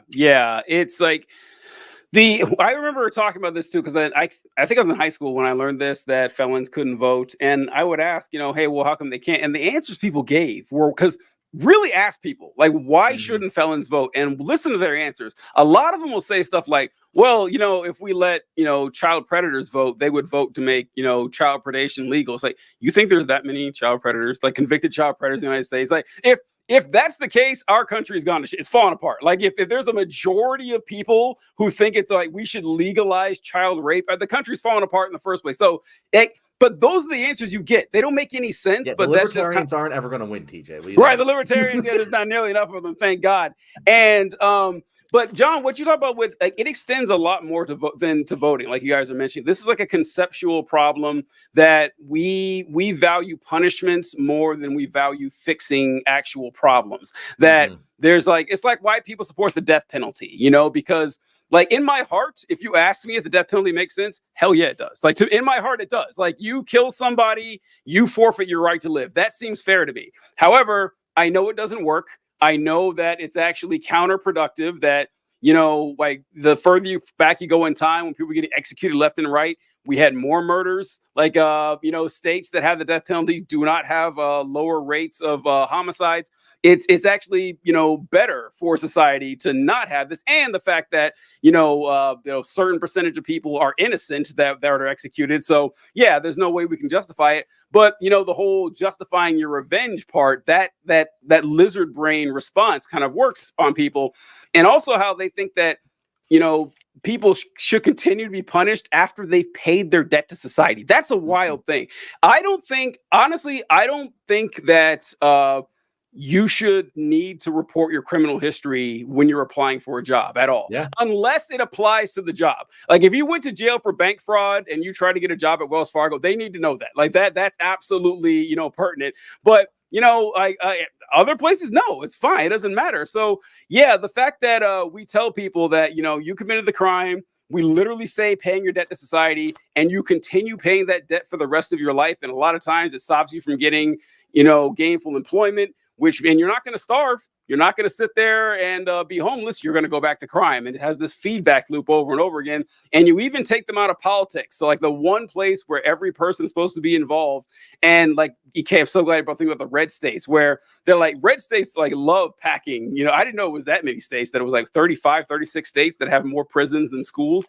And they're literally just doing the same thing they did with 3/5 compromise stuff and pre-Civil War stuff. Is like, yep, we're going to round up a bunch of black people and take away their autonomy and their representation and keep it for ourselves. It's framing it through the slavery thing and 13th Amendment, I think, is a great idea. So, yeah, just 8 o'clock, perfectly. Look at that. Nailed it. So wanted to get on that, but yeah, thank you guys for that one. Yeah, no, it's the other thing I want to say too, as far as, like, since we're on the subject of prisons, it's just like we also need, like, to improve, like, a baseline condition of the prisons. I mean, people's punishment is that they get taken out of society and put into a place where their lives are extremely controlled for whatever set amount of time. Like, that is your punishment. Your punishment is not that on top of that you have no air conditioning. On top of that, you have like no access to, like, whatever your, like, your dietary restriction thing might be, or you have to, like, you're not properly, educated or something like that. If you go, like, just like people, we have like a very punitive mindset, like, which needs a cultural change. Like, so, like, you pay your debt to society with whatever your punishment is, and then you continue paying your debt, like, afterwards. Like, that has to be changed. And if prisoners could vote, like, you would see something coming on along the lines that would probably make everything better, like, and lead to less recidivism, because I think prisoners probably have a good idea as to what would help them, like, to not be, in the carceral system anymore. But that is a voice that is going completely unheard for no good reason at all. Hard agree. Mr. Before we move on, Mr. Twitler had an interesting statistic here. First of all, he said he subbed and liked, so thank you very much, Mr. Twitler. Good man. And he said 99% prisons for profit donations in 2020 went to Donald J. Trump. The private prisons have already maxed corporate donations to Trump as of May this year. Now, people go look that up because it's a totally unsubstantiated piece of evidence. But I wouldn't be surprised if that was true at all. Like, that's definitely, we know where the private prisons get buttered, and it's with the Republican Party. That would make sense because Biden, like, he push through a ban on private prisons. I remember him doing that like this year or last year. Something with private prisons. Yeah, so that would make sense if they were all backing Trump because he could save their jobs. Yeah. Cool. So what is our next topic here? Kamala Harris. Do you want to just jump into Kamala Harris? We're probably going to. Yeah. So yesterday, Kamala Harris, she gave a speech in Michigan, and I'm telling you guys, I've been fighting on threads all day here because I had a take on it, and I'm interested to hear your guys' take. So I'm going to play this clip of Kamala Harris at her campaign rally in Detroit, responding to some pro-Palestinian protesters. Against the climate crisis, and he intends to end the Affordable Care Act. You know what? If you want Donald Trump to win, then say that. Otherwise, I'm speaking.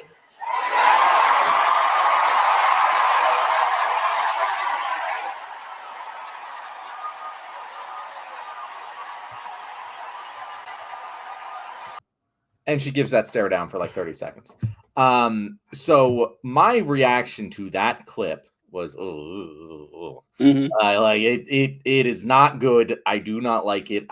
I do not like the way that she responded. I do not like the girl boss mentality to put down genocide protesters. Like, that line worked really well when she was on the debate stage and used it against a man. It comes off to me completely the opposite when she uses it against people protesting against genocide. I think it was a really bad look for her. I hope that her team takes her and coaches her on a better response to that. God damn it. That being said, I'm not really on the protester side here, and I don't understand why Kamala is suddenly the target of pro-Palestinian protests, because Kamala hasn't done shit.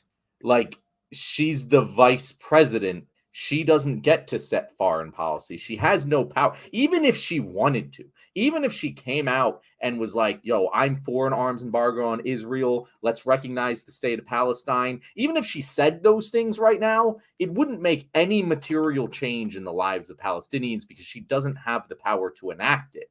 And so I'm kind of confused by protesters' decision to go protest Kamala when she isn't the one doing the harm. And by every stretch of the definition has signaled her willingness to make significant steps in favor of the Palestinian people. That's and by the way, she also met with the actual organized undecided campaign, and the campaign said that she indicated a willingnness to have an arms embargo in Israel. Today, her aides kind of denied that. But, like, of course they did. She's trying to win an election here. If I was I've said this before, if I was trying to win the election and, have an arms embargo for Israel, I wouldn't fucking say that until after I won because I'm not an idiot. But, like, I don't know. What did you guys think to this whole saga? Has this just been big on my side of threads because people have been kicked the hornet's nest a little? Or has this been gaining traction in your guys' eyes too? I hadn't seen any debates on it today. I hadn't been around to it, but my thoughts on it are kind of similar to yours, I believe, because she's in a weird situation here where she is running for president and she has to, cultivate a voter base based on her vision for the country. But she's still part of this administration. She has to do what she's told. And so you're right. Even if, let's say that she had the same thoughts about it that we did, that, we need to stop an arms embargo. We need the ceasefire. We need to do everything we can to show humanity to the Palestinian people and stop their massacring by the IDF. Even if she had all those opinions, she couldn't say it. She could never actually say it out loud as long as she's still working for Joe Biden. And she can signal towards it. And so that's the thing about like what the protesters want, because if you're not convinced that, you know, she actually agrees with this, then I guess I can see it, because like if you're not riding for Harris at all, you're like, okay, fuck it, I'm just gonna go out against her. But if you're someone who's saying, okay, I want things to be better than they are, and if Harris is signaling that she can do better than they are, I'll see what she works with. But I mean, the thing is that like someone mentioned earlier, what do we think about Walz being a Zionist? We have to live in reality here that there's no one that's going to rise to the top of the Democratic ticket or the bottom of the Democratic ticket who's going to have the same thoughts we are. We have to work within the parameters that are acceptable in this reality. And I don't know. I don't really know what she could do there. But one thing too, this is like a small part of this here. When you said that the I'm speaking thing, I've never liked that. I've actually never liked the I'm speaking thing. I didn't like it when she did it against Pence either, because it worked. I didn't like it, but it worked. It did. I guess it did. But to me, it came off as forced. I just didn't. It seemed like she was planning that for a week and waiting for a chance. Like, I'm speaking, and like I can see why people's like, oh, finally, you know, a woman stands up to a man and puts him in. I get like that part of it, like the conceptual part, but the execution I didn't really like. And then doing it here, yes, awful, like awful. That is not the place to do it. You can do that against Mike Pence. Doing it against people who are protesting a genocide that we're responsible for, not a good look. That is not. But there's really no good way to do that. It's very hard. Like you could say something like, you know, I understand you. I have the same concerns as well. If you elect me to this office, we will do our best to stop this massacre. That's not going to stop them chanting, though. It's not. Nothing really will. So I don't really have a good answer to that. What do you think, EK? Yeah, I think so. Number one, horrible response. Absolutely terrible. That's not going to do anything for her. But like, and you know, it's ludicrous. It would be ludicrous to think that Biden would step down and the person that would replace him would get on a hot mic and say, all right, arms embargo, and Palestinians shall be given the right to return, and we will not send a single dollar of aid money to Israel until every Palestinian is made, you know, a complete citizen with equal rights as the Israelis. Like that's absolutely was not going to happen. Both parties serve capital. Both parties are imperialistic. Like we have none of the organization like to have any like legitimate third party come through, or even have a candidate that would be like that get put at the top of the ticket of the Democratic Party. Like having said that, like Kamala like was largely just a mouthpiece for Joe Biden on the entire issue for everything that he was doing with that. And like now we're seeing her try to ride the line, you know, which like it isn't great, but it is a positive. Like it does indicate that she is willing to like listen and not continue on with the policies that we have had like for Israel with the whole situation with Palestine and everything. So like those are positives, but like there's only so long that you're going to be able to ride that line. And I don't think it's wrong for people to ask for concessions of the person that is out there trying to earn their vote. Like those protesters want to vote for Kamala. They 100% want to vote for her. That's why they are there, because they want like to finally have like some recognition that things are going to change in a positive way, like in a way that will have a substantial effect on the lives of the people who are still being bombed to shit. Like was something like 90 bodies or something like that got delivered like yesterday or something like that. So like genocide is an excellent place to draw the line. And it is. Yeah, I think like there needs to be something, because otherwise we're going to be back into the same situation that we were in 2 months ago. where everybody's ambushing Biden at every rally, like doing cries like, "Hey, we see your genocide," all this stuff, and like I can't disagree with that. I mean, like for as much as I want to say, hey, like I think she's going to be different, I think she's going to be better, we still have to push her. We had to drag the Democrats kicking and screaming just to get to this point where we're at, where we're all finally feeling some hope. I'm legit feeling hopeful. Like, but we still have to acknowledge that, hey, like, unless they they have to give us something, and they've already blinked. The Democratic Party has already blinked. That's why we have Kamala right now. So there's clearly more that we can get, and I think we need to continue pushing. I think the infighting should stop as far as complaining about Kamala being the candidate. Like I said, there was no way you were going to get a pro-Palestinian candidate, period, whatever. And I think more organization needs to be done as far as figuring out how to push the candidate that we now have, which is loads better than the last one, towards the issue that we want her to be on the correct side of. Yeah, and I want to pull up because Asaraptis has a good comment here, and they say pushing a politician to go with your agenda should always be before they get elected. Once they get in office, they don't have to listen to anything. Case in point, the push Biden left argument. And I don't agree with this, and it makes me kind of understand the other side more if you're looking at it through this lens. But the thing is, I feel like the general election, that's when the Overton window shrinks. Candidates have, at least rhetorically, candidates have to get very tight in that Overton window. It's in between elections that we're able to expand the Overton window and shift it. And the primaries are a great time to do that. Now, we didn't have primaries this year. And I've said repeatedly, we're going to be looking back at that and relitigating that issue once we get past this general. But yeah, we kind of ended up with a pretty good outcome. So I'm fine with just kind of putting that to the side right now. But you're not going to move a candidate during the general to take what is an electorally unpopular position. She has taken the electorally popular position. She's demanding a ceasefire. She's not putting a conditioning to aid on that ceasefire demand.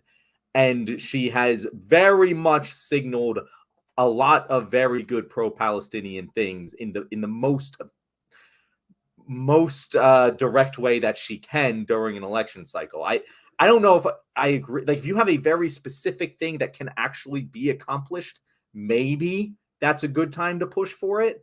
If you have an organized voting bloc that wants one particular concession, you might be able to get it, but you don't on this issue. There is no organized voting bloc that's going to be able to push her for any one particular demand. And I think that's one of the problems I have with these protesters is they don't seem to have a demand. Like, I don't know what their goal is, because if you're protesting Biden, calling out what he's doing as evil, that is good in and of itself. But again, Kamala hasn't done it. Like, she isn't in charge. I think people might not understand that the VP is the least powerful person in the government. Like, it just doesn't work that way. And it sucks, because I feel like I sound like one of the liberal moderates I've been spending the past 8 months fighting against. But you're kind of proving them right here, guys. It really seems like you're just protesting Kamala because it's more attention, because the cameras are on her now. I don't see an effective strategy to that, because we want her in the office. You're going to be more effective at achieving your goals if the person in office is already closer to them and not going to actually just flatten Gaza like Trump is going to. I don't know. What do you think, TJ? Well, yeah, that's kind of what I was settled on too, is exactly what you mentioned, is what are your demands here? And the thing is that it's hard. It's a hard question to answer, because different protests have different demands, different groups have different demands. And I feel like I'm going to repeat what John said, is that the best you can possibly get is maybe a little bit more than what Kamala Harris said. Like in a realistic universe, like maybe she could go a little bit further, but you have better chances of sprouting wings from your back than Kamala Harris coming to the actual position. Like, fuck it, we're ending all of this. This is a moral disaster, and we have to stop it now. And so my position has always been, look, like exactly what EK said. If your line in the sand is funding genocide and you can't vote for that candidate, I don't fault you. I don't. Mm-hmm. I would never hold that against anyone. It's like, I can't think of a better line in the sand, honestly. And if your conscience won't let you live with that, I get it. But then if you're going to do the protest thing, you once again, you got to tell me what you want here. Like, what do you want her to say? Because if it's nothing, because like this is, God, I hate doing this. I hate sounding like, I know it sucks. I fucking hate it so much because I'm about to sound even worse. Where a lot of people like that even wouldn't be enough because she still supports capitalism. It's like, well, I can't vote for a capitalist because capitalism is the most destructive force on the planet. Yeah, it is. I agree. Millions of people die every year from malnutrition, lack of clean water. People are getting, our Supreme Court allows slave labor in Western Africa so Nestle can make chocolate and everything. And it's like, yeah, this is a horrible force on nature. I can't support him. It's like, all right, like, what do you want then? Like, I really don't know. When are you going to firebomb the Walmart? Because you're not. Yeah, exactly. Yeah, and that's and once again, I hate sounding like that guy of you guys. It's the worst. But like when it comes like then there's just nothing to talk about at that point. There just isn't. And like I don't know if that's those people at all. I don't know the people who are saying Kamala, you can't hide. You're supporting genocide. I don't know. So if I knew like what their actual concessions were, and I would be less likely to criticize them. But I don't like criticizing them in the first place. You know what I'm saying, EK? Like it's a weird tightrope to walk. Yeah, it's like and not to be critiquing the protest. Like I know, right? It's like it's like they didn't update the protest. Like Biden, you can't hide. We can see your genocide. Perfect, makes sense. Like yes, you are directly doing this. But like this is someone who had zero control over that. I think it needs an update. Like you coming at today's price ain't yesterday's price. You coming at me with yesterday's chant. We need something else now. I like it. No, like legit, like 100%. Like make your demands known, make your concessions known. Like we know we know. Like you want the genocide to stop. I'm right there with you, but like that, as stupid as it sounds, that wasn't the right chant. That wasn't the right thing to be yelling at the rally. It's like, like it's like go back to the drawing board and figure out like maybe yell ceasefire now, yell. Yeah, because then she can go, yes, and I do demand a ceasefire. And you can get that on the stump. You're not going to get her saying genocide. It's not going to happen. Yeah, like try to, like you just said, like try to chant something that like gets her to participate or like that at least entices her to like say something positive in acknowledgement like of the issue. It's like no presidential candidate is going to say genocide in this thing, as fucking unfortunate as that is. So like figure out a way to like get her to actually signal that she's on your side. Like with Biden, it was clear. It is much less clear. I think a lot of us are like hopefully reading a lot of shit into the little crumbs that we have. That's why I was saying there's only for so long that you can walk that line. But like I think people need to go back to the drawing board and figure out a different, like to continue to protest. I'm not saying do not protest or anything. I'm just like figure out something else that isn't like attached to like Joe Biden, because like I said, she couldn't have done anything if she wanted to, like except like talk to Joe Biden. Like she could tell Joe Biden, dude, what the fuck are you fucking doing? Like she could have, but like it wouldn't have changed what Joe Biden did. Dude is a career Zionist. I want to give props to EK for criticizing Kamala on both, or criticizing the protesters on both substance and style. I like that. I wasn't expecting that. That was pretty great. So this was for John. So like the last week or the week before, I lose track, when you and Ryan were doing the show, I remember watching a segment in which Ryan was talking about the vice president, and that he said he wasn't sure exactly what the constitutional duties of the vice president was. And I wanted to call into the show. I was like, I can tell you all about it and everything. But so I was thinking while EK was talking. You got the StreamYards link, DJ. You can just jump right in.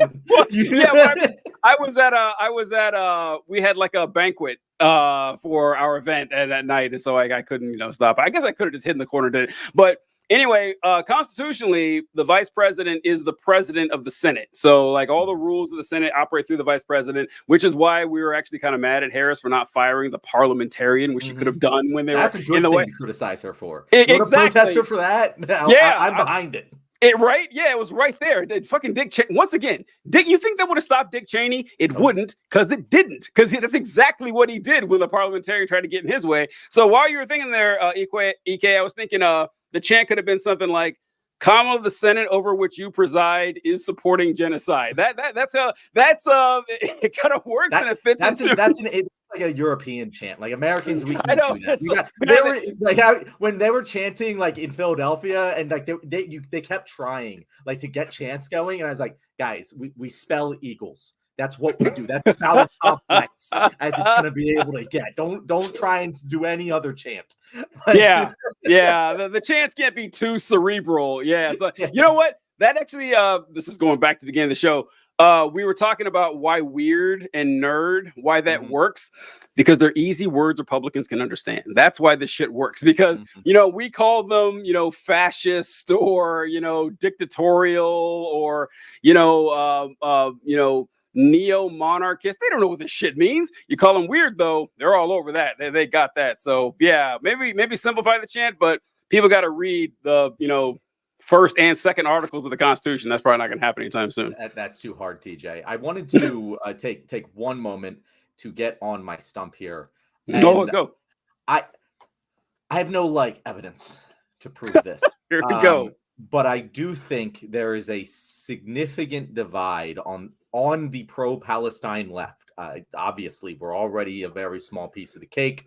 But on the pro-Palestine left, I think there is a significant divide between people like us who have been on this long before October 7th and people who kind of just learned about this since then from people like us.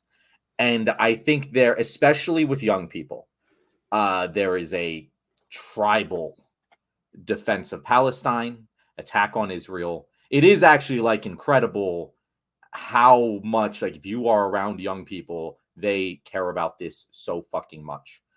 But I think that you get into this purity problem with them where if you don't say free Palestine, if you don't call this a genocide, you're a fascist. And it's like, no, I call this a genocide. But if I wanted to end the genocide by running for president and getting the power to do so, I would not call it a genocide until I had the power to end the genocide.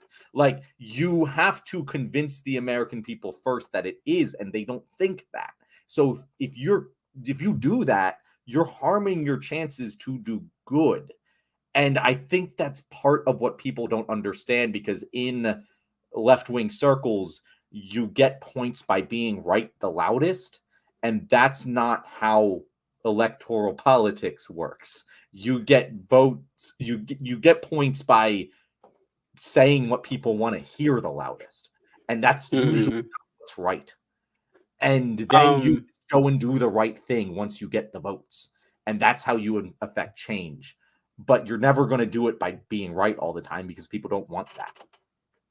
I think, though, isn't that kind of an optimistic way to look at it, though? That hope that Harris is just lying about this and she actually is gonna. I don't know. It is optimistic. As soon as she doesn't do it, go to her rallies and protest the shit out of her. That's an appropriate time to do it, because now she's the one doing it. But right now, as EK said, it's not her. Like it's not. Yeah, it doesn't yeah. make sense. She to can't attack speak out her. against her boss. Yeah. Yeah, like it doesn't make sense. Like again, I'll be there on day one when she's sworn into office and she isn't doing shit. I'll be there protesting her. I just don't see the strategic value in either protesting her or her saying anything particularly radical on this issue. Like I wouldn't do it. I don't understand why people would want her to. I see what you're saying now. Yeah, it's rough. Like honestly, it's rough. And like I've never been as conflicted like as I am like on this particular issue because it's like everything indicates she'll be better, but like at the same time, it's like you have to hold like your elected officials or the people that you want to be elected, like account. You have to make it known that you will hold them accountable. You have to make your desires known. Like I said, when I was criticizing the substance of the protest, where it's like I think it's just something else that you can do to like get her to maybe make more of an acknowledgement.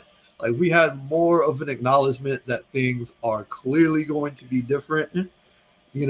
Like she doesn't even have to say exactly how things are going to be different, but it's like, hey, things will not be the same like under my presidency. Like I think that would go a long way and probably lead to less people protesting because what she did like is going to lead to more protests. Yeah, no, and I agree with that. That's what really sucks about the whole thing is her reaction was so fucking bad.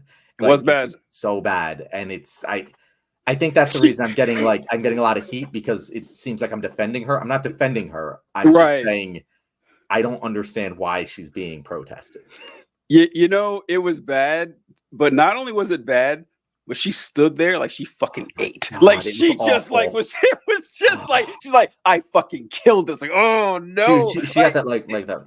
I know. I can't make that face, but she does it very good. Oh my god! Like I think it would have been like 50% less bad if she didn't just like Superman pose while she did it. Like oh Jesus, that's really rough. Yeah, that made it so much worse. Yeah. Say what, EK? I've seen that face several times. I mean, they did not chant anymore after that, right? It's such a mom face. Like that face. Like I would like 10-year-old me went, "I'm sorry, mom." Yeah, it was a mom face. That's such good. a mom face. I don't think we as men are capable of making that face, but you saw it. Good stuff. Good All stuff. right, that's our show for today. Bumper. Yeah. What was our last topic? We had the Google. We had the Google monopoly and Elon Musk suing, and we dropped those two. So maybe we'll that. I think we're going to be pretty packed in election cycle coverage. Things are looking up. From things are looking up November, but yeah, things are looking up. I want to talk about it now. It's crazy. Thank you very much. We got to do our closeout. You're right. Let's do our closeout. Cool. EK, you know the drill at this point. I'm gonna introduce it, and then you're gonna say where people can find you, and then TJ is gonna close it. All right, guys. Thank you very much for being here, getting to the end of this episode. If you were live with us instead of watching it afterwards, you might have been able to actually make a comment and got us to talk about it. So definitely join us live next time. That is after you like and subscribe this video. If you liked our guest, EK, how about you tell our audience where they can find you? Okay, so you can find me on YouTube, Instagram, and TikTok at What Good.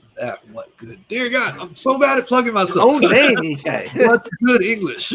What's Good English? YouTube, Instagram, and TikTok. I think it's like here-ish. Yep. Kind of is. The what's is there. Yeah. I will say, "What's Good English" is a very funny word to trip over. That's a term to trip over. That's pretty good. Thank you guys for watching. We really appreciate everything. Like, comment, share, subscribe, and all that. Just so you know, if you plan on protesting Vice President Harris anytime soon, be sure to send your potential protest to EK and clear it with him first. That way, he's not going to roast the fuck out of you in front of hundreds of thousands of people. So appreciate it, folks. Catch you next time. That was good.